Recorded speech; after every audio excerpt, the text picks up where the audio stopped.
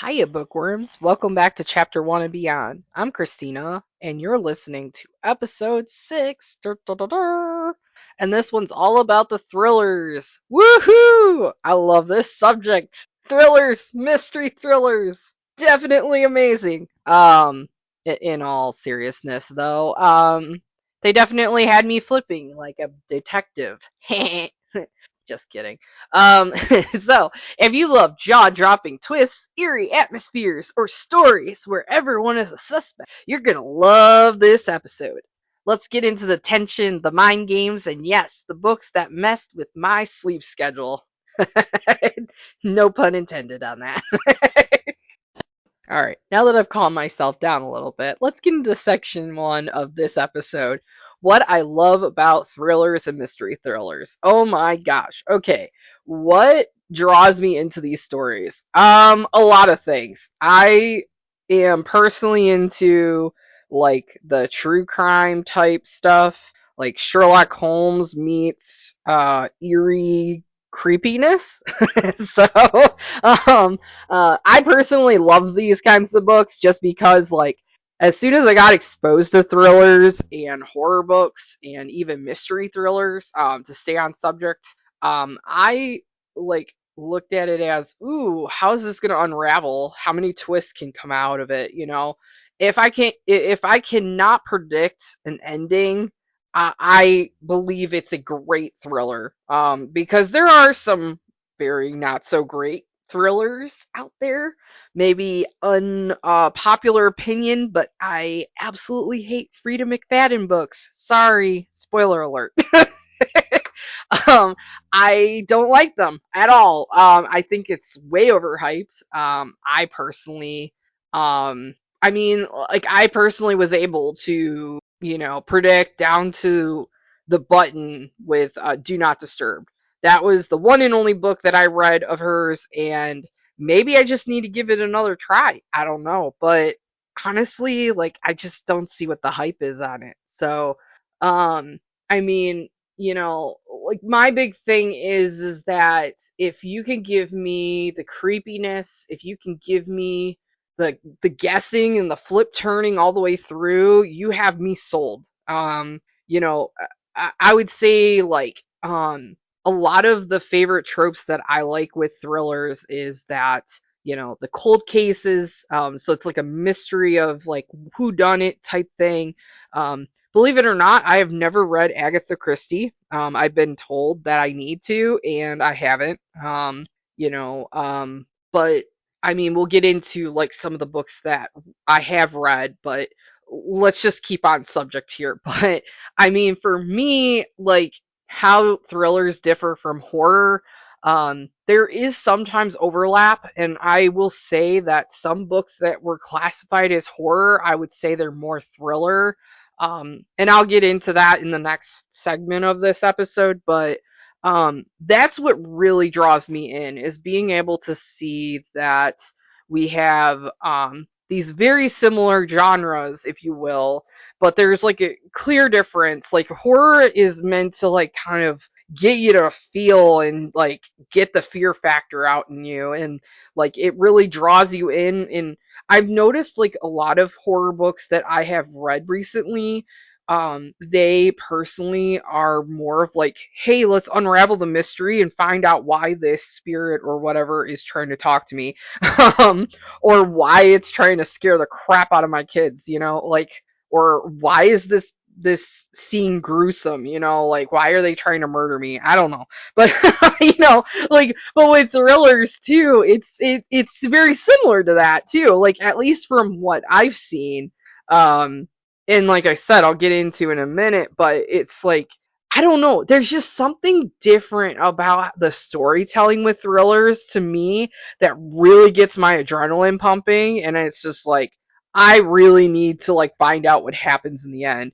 And the next section that I'm going to be talking about is the favorites I have read and that have stuck with me.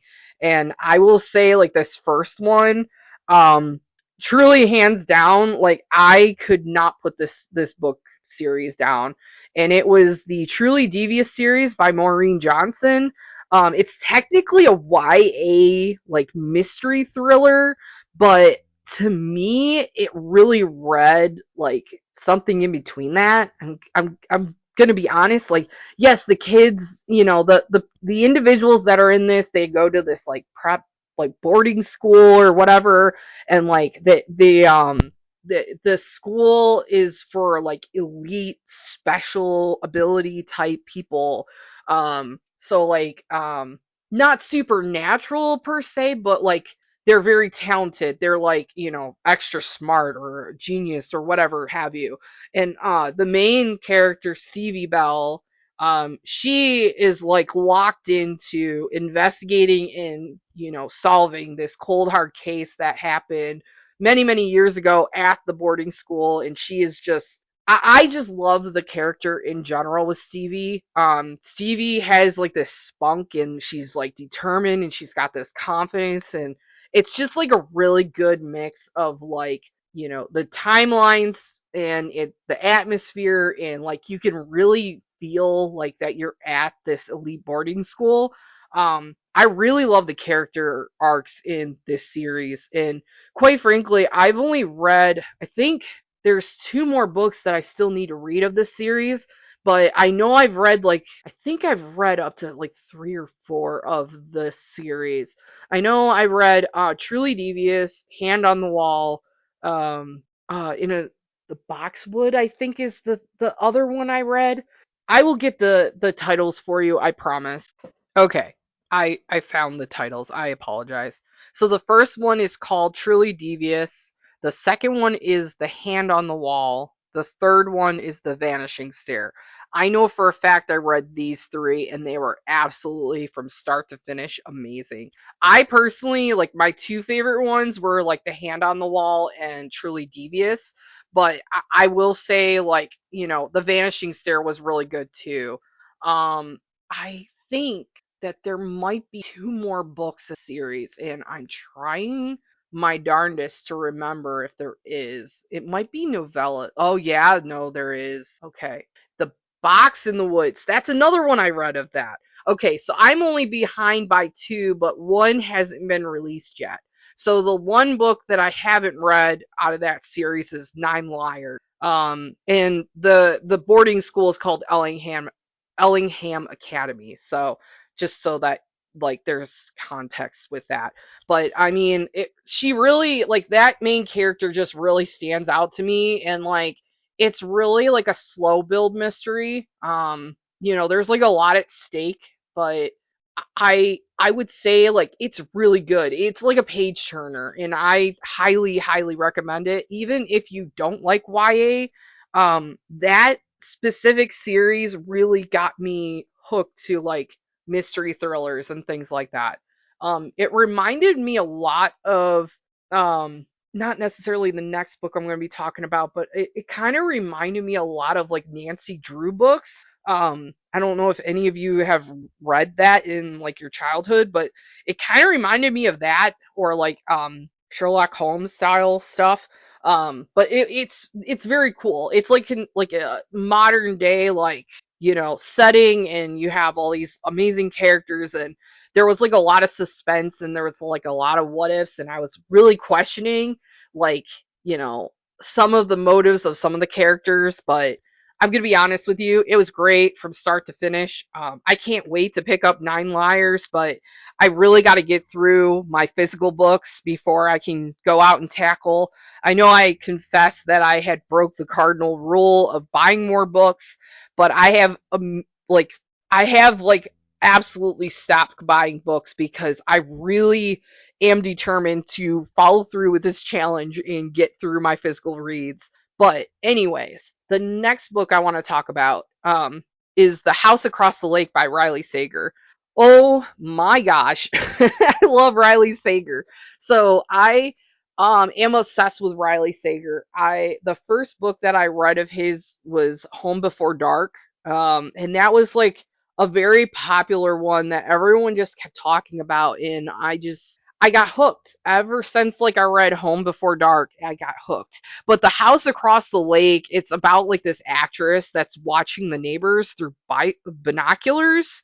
Um so like it's kind of like this actress is on like a leave, if you will, and she recently had some horrible things happen to her, and she seems like she's got an alcohol problem or whatever, but um it had a paranormal twist to it, and like it was really twisty and bendy and everything, and I really enjoyed it like via audiobook, but I plan on rereading it again via my physical book, just because like I feel like when I was listening to it and working, there were some details of the story that I didn't catch on right away, and I feel like it kind of um, I was really like having a hard time like kind of figuring out like what the ending would look like at the end. And that's what I do love about like Riley Sager. Like he's very twisty, and like even when you think you have it figured out, it's it's not figured out. So, um is it my favorite of Riley Sager? No, but I still recommend it cuz like it really gave me like uh Evelyn Hugo. I think it's by Taylor Jenkins Reid. But it kind of gave me that vibe. I don't know. But yeah, I definitely recommend that one too. And then of course, like I had mentioned, Home Before Dark. I cannot begin to tell you how amazing this book is.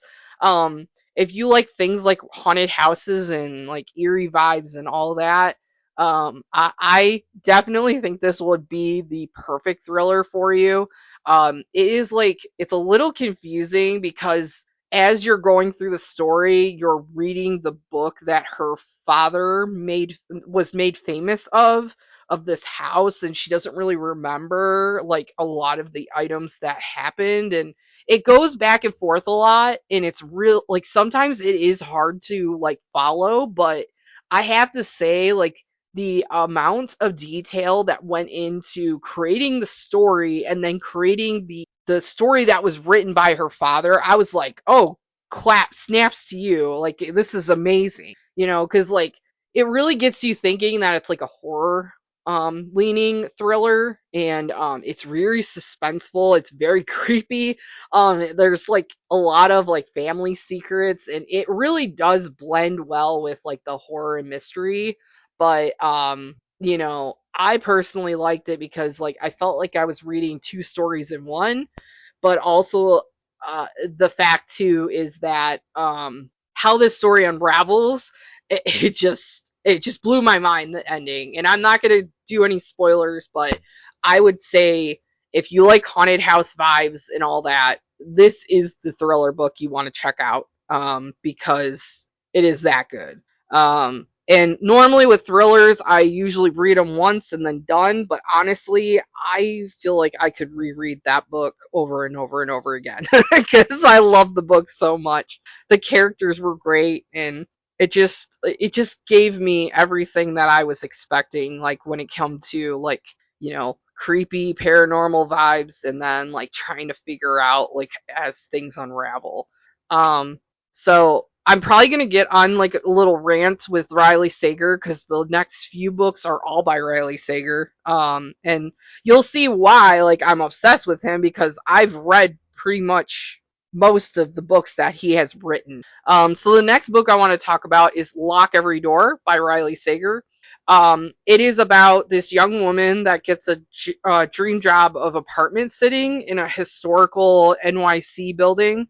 It has like these old urban legends and like dark secret type stories that rumor has, and it's really rooted off of like urban fears, and like people have died in this building, and it takes real privilege and a thorough background check to even get this apartment sitting job.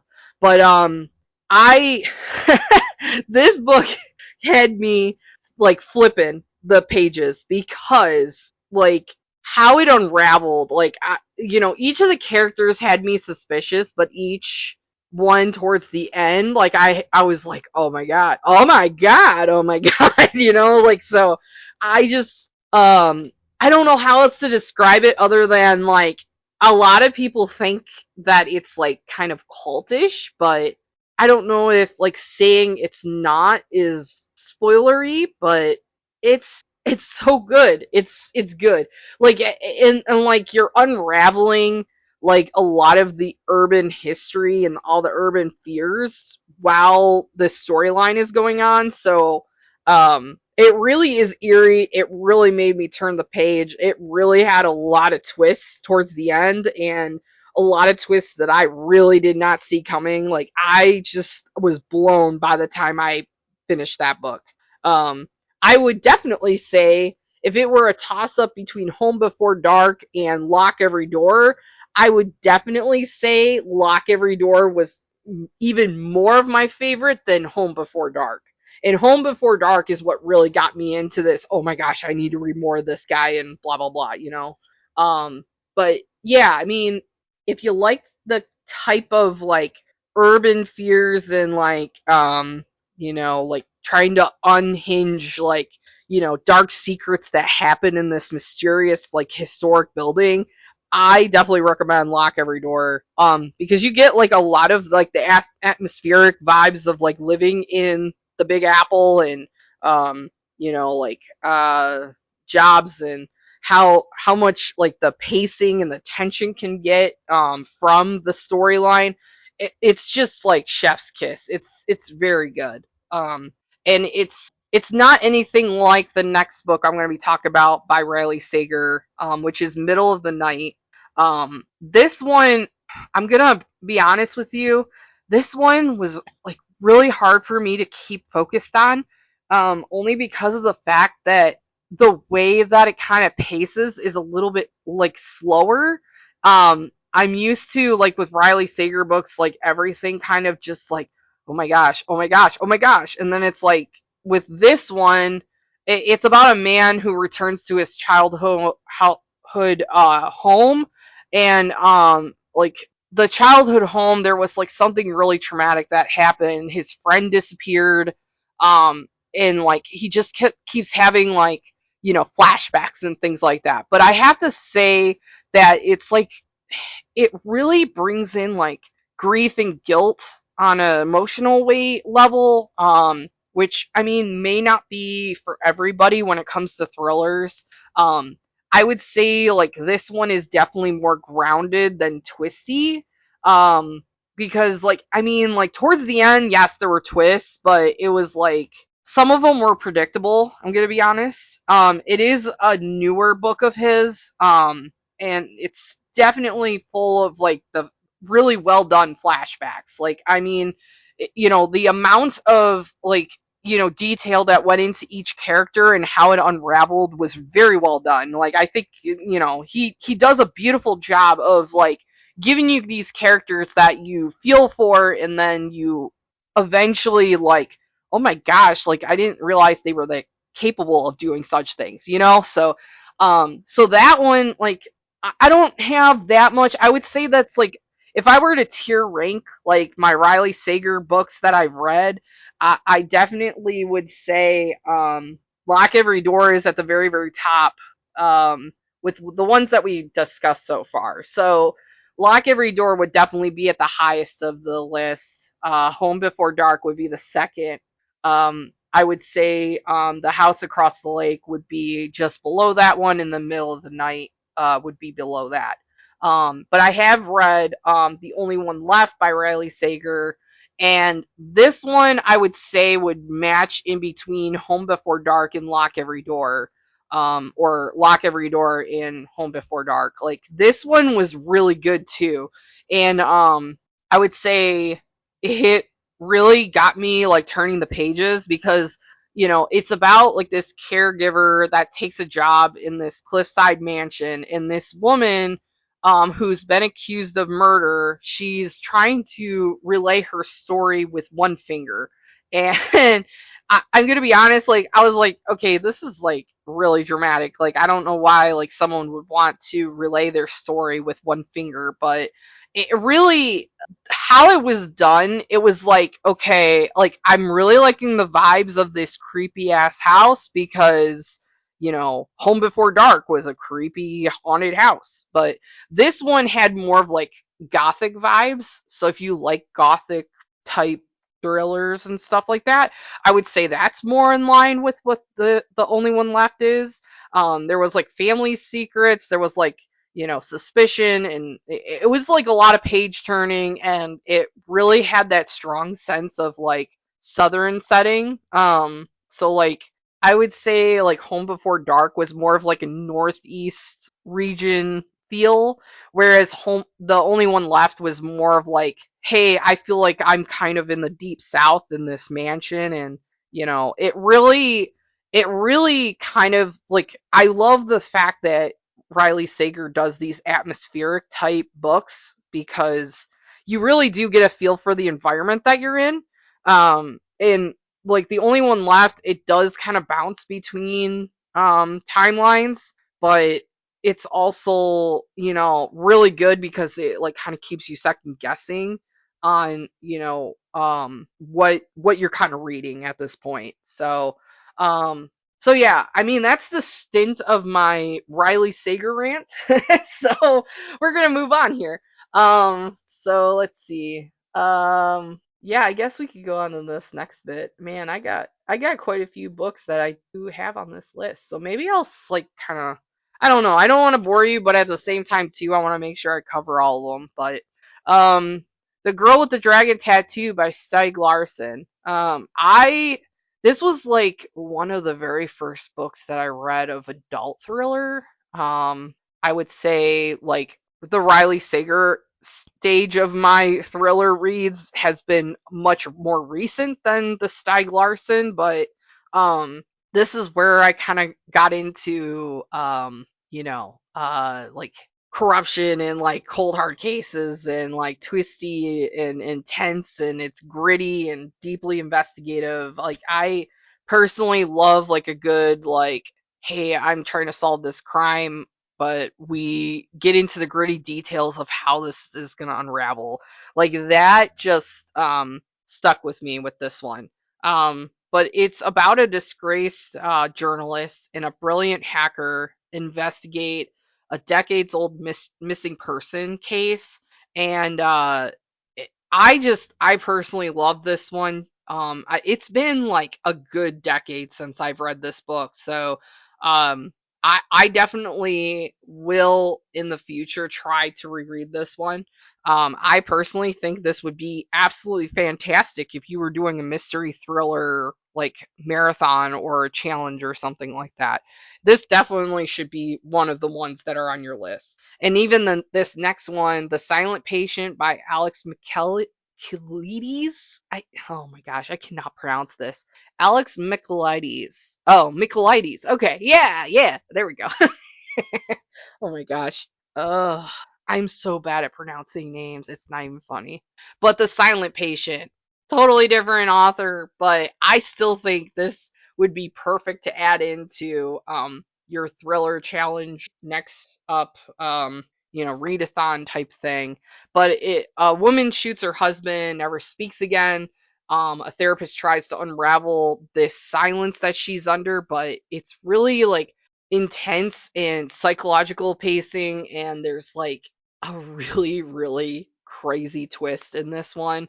I got like a sense of like eeriness like throughout this whole thing because I was pretty convinced that, oh yeah, she definitely did it, but then it was like, oh my gosh, like look at this detail and then this detail, and it's like, whoa. Like I did not see half of it coming. But that was like my first one of Alex's thrillers that I've read. And honestly, it's so good. Like if you're looking for like a psychological thriller, I would definitely recommend The Silent Patient. And then the next one, The Maidens by Alex Michaelides. Oh, I did that a lot better this time. This one is like it really gave me vibes of like Ninth House. I don't know if any of you have read that. It's Ninth House by Lee Bardugo, I believe. And it's like a dark academia-esque type book, but I'd say like The Maidens is like kind of like similar to it. Um I mean, this one is more of like a therapist investigates a string of murders tied to a secret society at Cambridge University. So it's like a academic setting with like Greek themes, and it's less twisty but more literary. And the atmos over action, it's like more of like atmosphere over like the actions that are taking place. It really is worth like introducing it to your book club if you are interested, because there is just so much to talk about in this book, and it is so good because like there's just like these little Easter eggs throughout the story, and it's like, ooh, I really need to talk to someone about this because like there's just like so much. It really felt like there was like a lot of like Greek influences, like maybe even Greek mythology kind of like buckled into it. And it was just, it was really good. Like I would say if like I was comparing against Ninth House, I would definitely say The Maidens was so much more intense. But like, I mean, I'm gonna be honest with you, even Ninth House by Lee Bardugo, um, it had that thriller aspect, but it was more of like, hey, like we're getting into like the magic system and stuff like that. So that's why I still kind of categorize Ninth House as more of like a fantasy-esque, like magical realism type thing. But anyways, okay. So Small Angels by Lauren Owen. This one was very interesting. It's set in a haunted English village, and this wedding that is about to occur stirs up old spirits and buried memories that happen within the village. It's really like a gothic type, um it's kind of like gothic type influence, but it's got like a blend of like ghost story, so it's like kind of paranormal.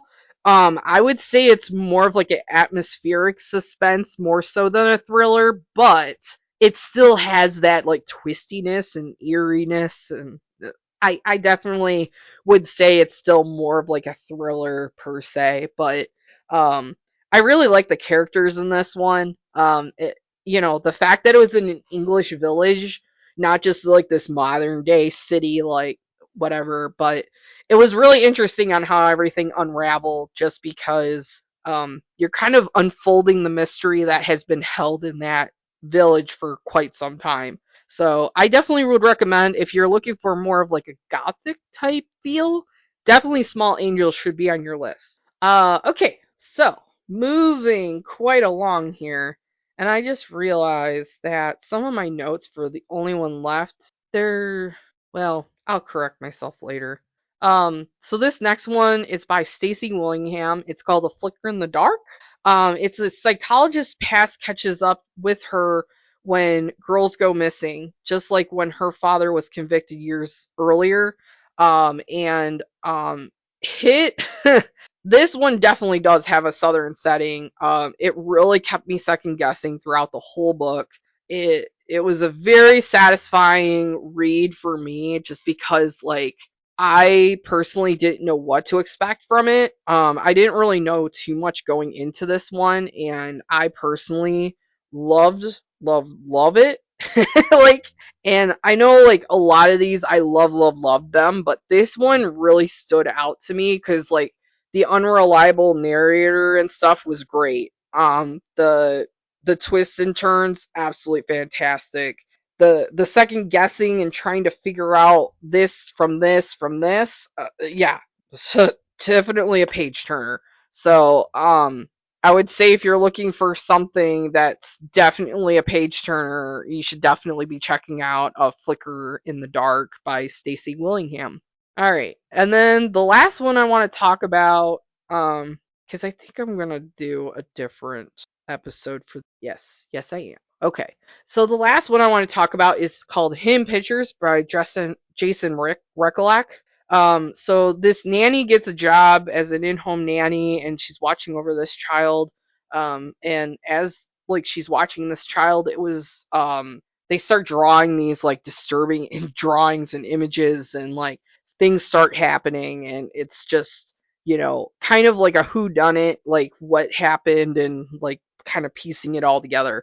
But it was really, this one I wanted to include in this episode only because of the fact that this one is very unique. This was more, um, so I had listened to it on audiobook, but then I was also flipping through the pages of this one, and I cannot get over on how much visual storytelling takes place in this one. It is so cool. Like there's just like this really great mix of like eeriness and creepiness, but it's also like super clever on how like the story kind of gets told. You have like all these like actual like drawings like of what you would expect to see from the child, and it was really cool because like I really got a sense of like the visual storytelling as opposed to just the audio bit. And the character, it was very fast paced and the character arcs were really great. But I just, the twist that happened in this one, like I just really didn't see it coming. And I'm not going to give anything away, but I definitely feel like this is like, you know, one of those instances where it's supposed to be a horror book, but it really is a thriller. And I would say it's more of like a paranormal psychological thriller to me. But um, you got to read this book. Like even if it's just a one and done thing, you really need to put this on your TBR because I have not seen anything as unique as what was done with this book. And I personally would say like between all of these titles that I mentioned, this one is by far the most unique way of telling and unlocking a mystery or story of any sorts. So definitely check that out because it is so good. So good. All right, so now that I've like gushed about the ones that I absolutely love and I cannot get enough of them, aka like Riley Sager and all the pieces in between, but the next section like I want to talk about within this episode is like the thrillers that I couldn't stand and why thrillers hooked me in to begin with. Like for me, like thrillers hook me in because of the edginess and like the way that a story is told. Like I love the storytelling and the characters that usually come with thrillers. Um and like I had mentioned at the very beginning of this episode, if you can hook me in, like if you can get me to really start turning those pages and really second guess like what I thought initially, and then totally surprise me towards the end, I'd say like it's a done deal. Like definitely loved it.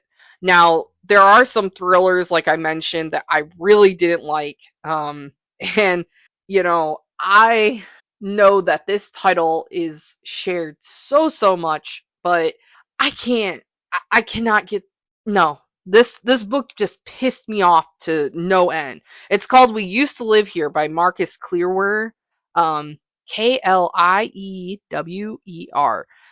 But it's a debut horror thriller, and it follows Eve and her partner, Charlie. They're LGBTQ plus, who buys this fixer upper in the Pacific Northwest to flip, and they Eve gets visited by this really strange family, and they just come unannounced, claiming that they used to live there, and all this stuff starts happening. Like a child disappears. Like it really starts like really playing with you psychologically because you're really not sure like how the timeline is going.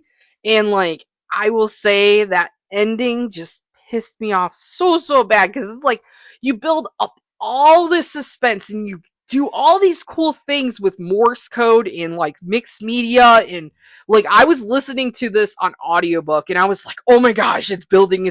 And then it's like, "Really?"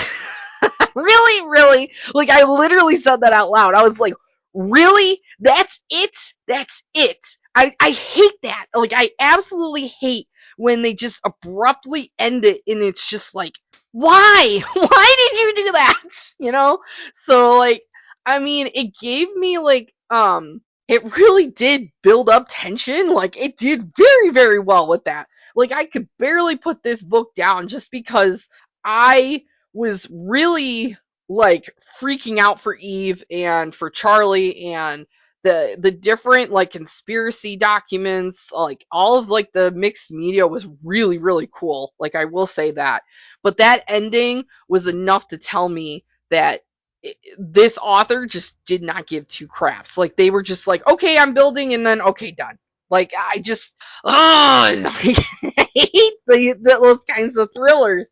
I'm gonna be honest with you. And then there's like, you know, the Turn of the Key by Ruth Ware. You know, like that really built up throughout, and it really gave me the vibes of like, like voodoo magic and stuff like that. I was like really expecting it, and then like, you know, then the ending just, and I'm not giving it away because it just like really pissed me off on that one too. So I mean, like, I just can't stand thrillers that build you up so much and then like just drop the ending like it's a freaking pancake. Like I don't know about you guys, but I mean I can't be the only one feeling like this. I know I've talked to a few people that absolutely love that book. We used to live here, but uh, I would not recommend it to anybody just because of that ending. Like if you want to like read it all the way up to like maybe like the last, I'd say like the last 20 or 30 pages is where it gets ruined. I mean, like if you skip the last 20 to 30 pages, like just yeah, I just I can't with that book. Like, but yeah, like what I want to read next when it comes to my thrillers, I definitely want to read Rebecca by Daphne du Maurier. I've been hearing really good things about what is it?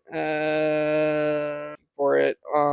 It's not on my cart, but I've been hearing really good things on like these other psychological thrillers by Lisa Jewell. Lisa Jewell is another one I really like, but I know it didn't make the cut for this episode, but I know she just came out with another book, and she really kind of brings it in. There's been a few other ones like by Paula Hawkins as well. But yeah, like I mean, those are some of the authors that I'm looking to kind of get into on my next set of reads. But um, I'm just really curious if you guys can give me some recommendations because I am looking for more thrillers, more mystery thrillers, more psychological thrillers. Yeah, if you guys can let me know like some recommendations, I would love it. But I really appreciate you guys joining me. I really appreciate all the support. I hope this episode gave you a few thrillers to add to your list, or maybe inspired you to try this genre out for the first time. Who knows? But as always, if you have any recommendations or just want to chat about a book that blew your mind, definitely find me on the Discord channel. I'm still looking to build that up, and I would love to talk to you about books. Don't forget to keep turning those pages, and I can't wait for you to join me on the next episode. But until next time, watch your back, trust no one, and I'll see you in the next episode.